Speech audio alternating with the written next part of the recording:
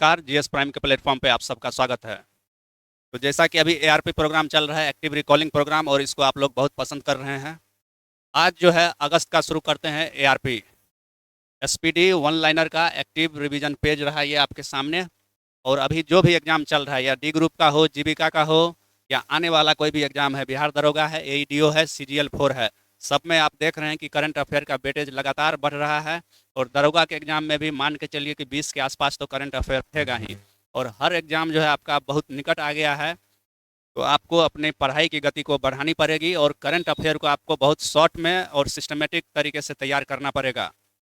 तो जो रिपीटर लोग हैं उनको ये पहल जो है जीएस प्राइम पटना का पहल ये बहुत पसंद आ रहा है।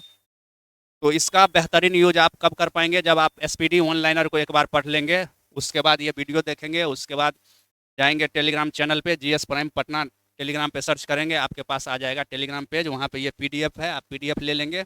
और आप अगर ग्रुप में रिवीजन करेंगे तो वहाँ और एक्टिवली आप इसको रिवाइज कर पाएंगे। तो आइए शुरू करते हैं अगस्त 1 से 10 के बीच का एआरपी वन लाइनर एसपीडी का। तो ये पहला पॉइंट है, भारत में जो है 4500 वर्ष पुरानी हड़प्पा सभ्यता का अवशेष अभी हाल ही में मिला है। और ये मिला है कहाँ पे? ये मिला है राजस्थान के जैसलमेर में। अभी शुभंकर अशोक चर्चा में रहा था, ये शुभंकर मेस्कट है। और ये है Asia rugby under 20 Asia rugby under 20 का मेस्कट कौन है? शुभंकर है अशोक। और इस एशिया रग्बी अंडर 20 खेल का उद्घाटन मुख्यमंत्री नीतीश कुमार जी ने किया था। तो इस पॉइंट को आप याद रखेंगे। सर्वाधिक खाद्य असुरक्षित देश बन गया है अफगानिस्तान। फूड इनसिक्योर कंट्री है अफगानिस्तान, क्योंकि अफगानिस्तान के लोगों को पता नहीं है सुबह खाना मिला तो शाम में मिलेगा कि नहीं, इसका कोई अता पता नहीं है। इसीलिए सर्वाधिक खाद्य असुरक्षित देश घोषित हुआ है अफगानिस्तान। पहली चारागाह पक्षी जनगणना का आयोजन किया गया है काजीरंगा में। कहाँ पे? काजीरंगा नेशनल पार्क, वो भी कहाँ पे? असम।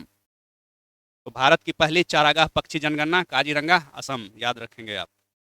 अभी हाल ही में भारत के सुप्रीम कोर्ट ने, माननीय सुप्रीम कोर्ट ने सुरक्षित मोटर योग सड़क के बारे में कुछ बोला है।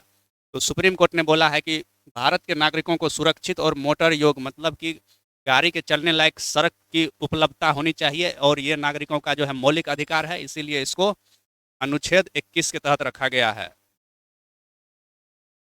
तो ये रखा गया आर्टिकल 21 में। लोकमान्य तिलक पुरस्कार ये मिला है नितिन गडकरी जी को। कौन सा पुरस्कार? लोकमान्य तिलक पुरस्कार मिला है नितिन गडकरी को। भारत का पहला हाइड्रोजन H2 हाइड्रोजन से संचालित ट्रेन कोच कहाँ पे चला है? तो ये चला है चेन्नई, तमिलनाडु में।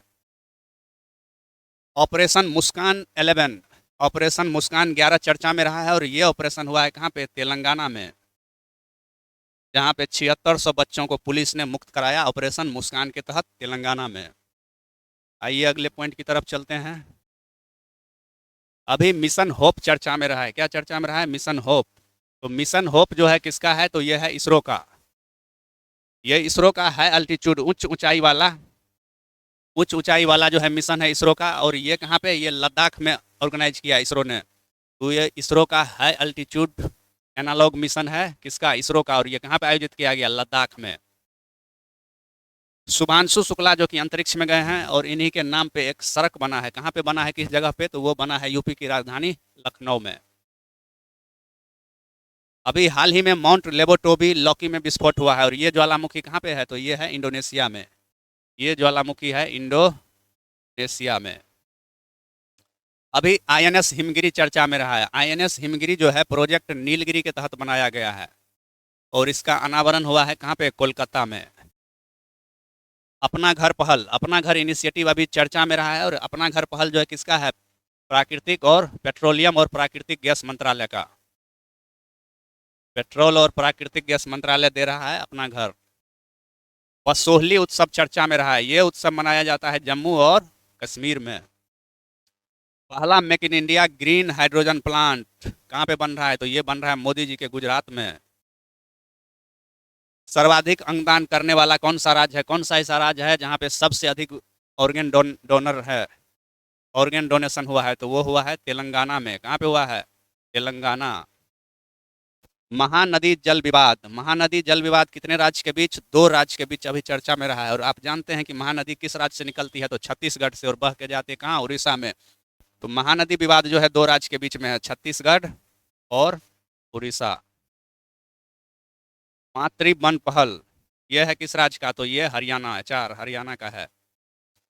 अभी एक चर्चा में रहा है ज्वालामुखी, उस ज्वालामुखी का नाम है क्रासेनिनिकोव, और ये ज्वालामुखी है कहाँ पे? रूस में। और ये 600 साल बाद फटा है। कितना साल बाद? 600 साल बाद। तो क्रासेनिनिकोव ज्वालामुखी कहाँ पे? तो रसिया में। अपने देश का पहला एआई, आर्टिफिशियल इंटेलिजेंस से सज्जित सुसज्जित आंगनबाड़ी केंद्र कहाँ पे खुला है? तो ये खुला है महाराष्ट्र में। परमाणु संधि से बाहर अभी एक देश निकल गया है, और वो देश है, उस देश के राष्ट्रपति अभी हाल फिलहाल में ही हमारे यहाँ आए थे। तो वो कौन? पुतिन जी। रूस निकल गया है परमाणु संधि से बाहर। अगले पॉइंट की तरफ चलते हैं, global AI city index. Global AI city index में टॉप कौन किया है? तो ये टॉप किया है सिंगापुर। निजुत मोइना 2.0 योजना, ये योजना किस राज्य का है? तो ये है असम का।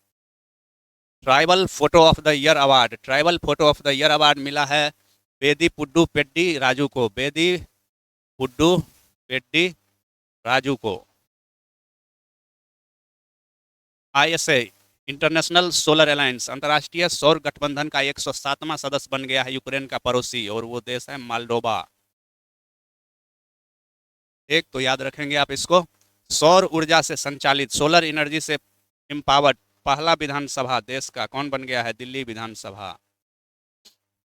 एस राधा चौहान चर्चा में रहे हैं, और एस राधा चौहान है क्षमता निर्माण आयोग के पूर्णकालिक सदस्य।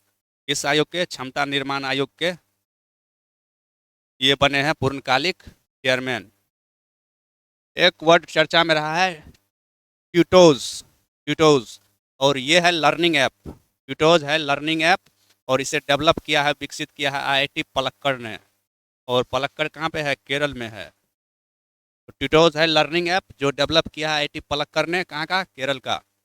सीतामढ़ी जानकी मंदिर चर्चा में रहा, कहाँ पे है? सीतामढ़ी, बिहार में। वहीं पे सीता माता के नाम से जानकी मंदिर है, और इसके पुनर्विकास का आधारशिला रखा गया था किनके द्वारा? गृह मंत्री अमित शाह के द्वारा।